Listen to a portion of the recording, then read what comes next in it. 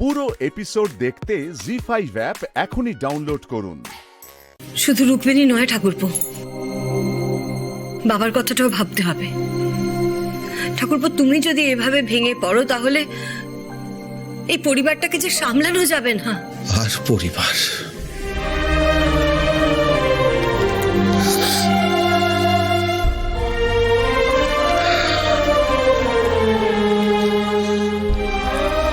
জানো বড় বৌদি, মল্লার যখন হলো না, বাড়ির সবাই কি খুশি।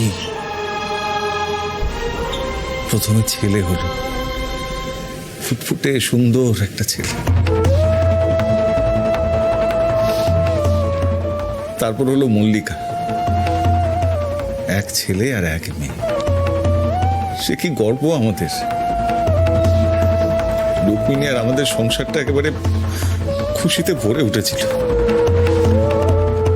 তখনই বোধহয় ঈশ্বর অলক্ষ্যে থেকে হেসেছিলেন, বলেছিলেন যে তোদের এই সুখ বেশি দিন সইবে না। তাই হলো, সেই ছেলে বড় হলো, তার বিয়ে দিলাম, বৌমা এলো বাড়িতে। কি কপাল দেখো বড় বৌদি, বৌমায় এক মাসও আমার ছেলেটার সাথে সংসার করতে পারলো। সত্যি কত ঝড় ঝাপটা পেরিয়ে দুজনে এক হলো, কিন্তু একসাথে জীবনটুকু কাটাতে পারলো না। এক মুহূর্তে জীবনটা কতটা পাল্টে যায়, তাই না? কিন্তু আমাদের তো বাস্তবটা মেনে নিতে হবে।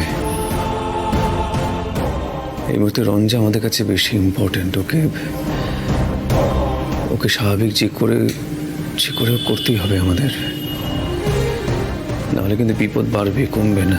চুপ কর আহির, চুপ কর, এসব বলিস না তুই।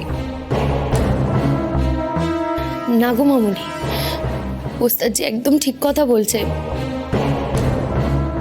রঞ্জাকে আমাদের বোঝাতে হবে, ওকে সত্যিটা কিন্তু মানতেই হবে, নয়তো পাগল হয়ে যাবে। কি কি করা যায় বলো তো তোমরা? আমি জানি না, আমি সত্যি কিছু জানি না।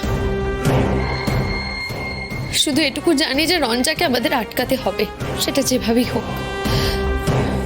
ওস্তাদজি, তুমি চুপ করে আছো কেন? কিছু বলো।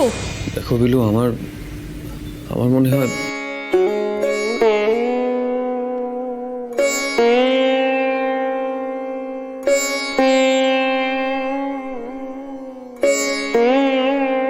রঞ্জা,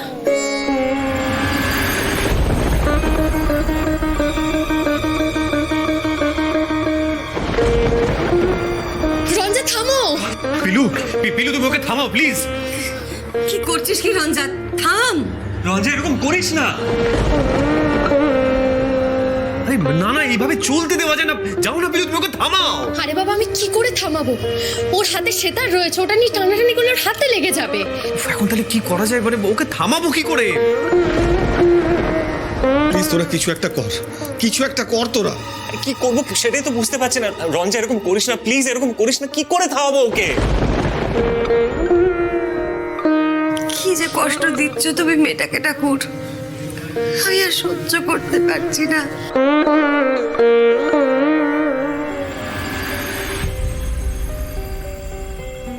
আমি যেখানেই থাকি, যেভাবেই থাকি, তুমি সব সময় আমার সঙ্গে সঙ্গে থাকবে।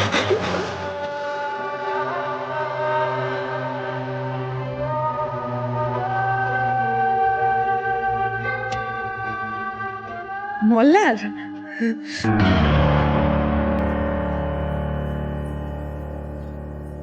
বিলু,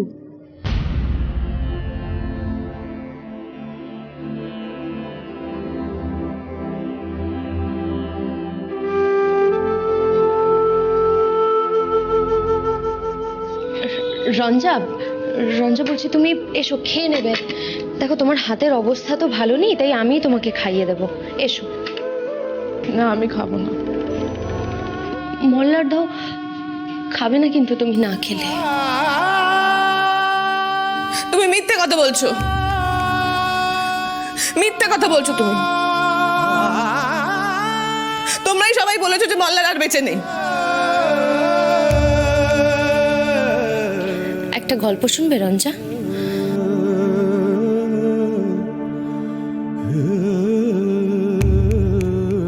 মল্লারের গল্প?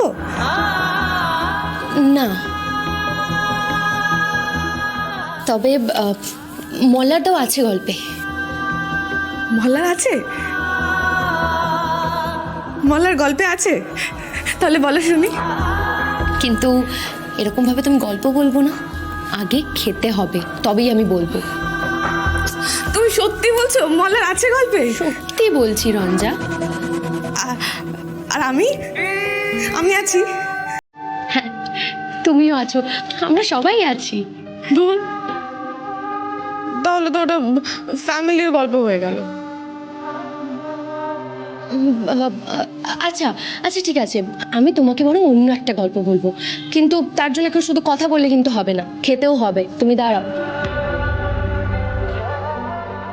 আমি যখন রাগ করতাম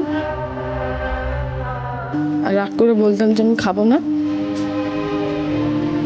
মল্লার আমার জোর করে খাইয়ে দিত।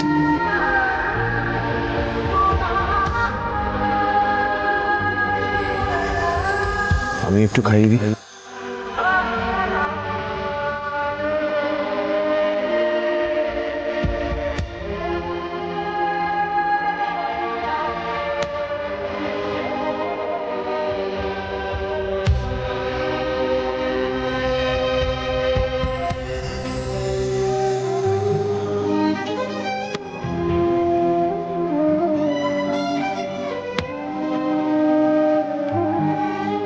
আমি জানি রঞ্জা, আমি তোমাকে সেই জন্যই তো বলছি, তুমি না খেলে মল্লারদা কিন্তু খুব কষ্ট পাবে। মল্লার কষ্ট পাবে না? তুমি একদম ঠিক বলেছো, সত্যি তো মল্লার তো খুব কষ্ট পাবে। আমি তো মল্লারকে কষ্ট দিতে পারি না, বলো, মল্লারকে কষ্ট দিতে পারি না। ঠিক আছে, তুমি একটা কাজ করো, আমি বসছি, তুমি আমাকে খাইয়ে দাও।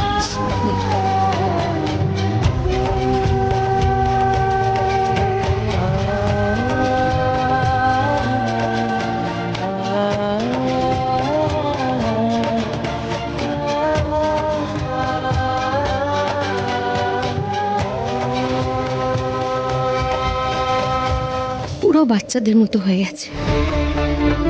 আচ্ছা, অন্তত খেয়ে তো নিচ্ছে, খাওয়ানোর পরে একটু ঘুম পাড়িয়ে দিতে পারলে আমার গিয়ে শান্তি হবে।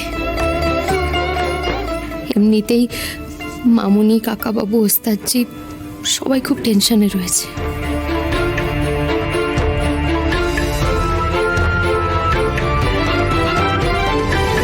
জি5 ডাউনলোড করুন আর সব এপিসোড দেখুন একদম ফ্রি।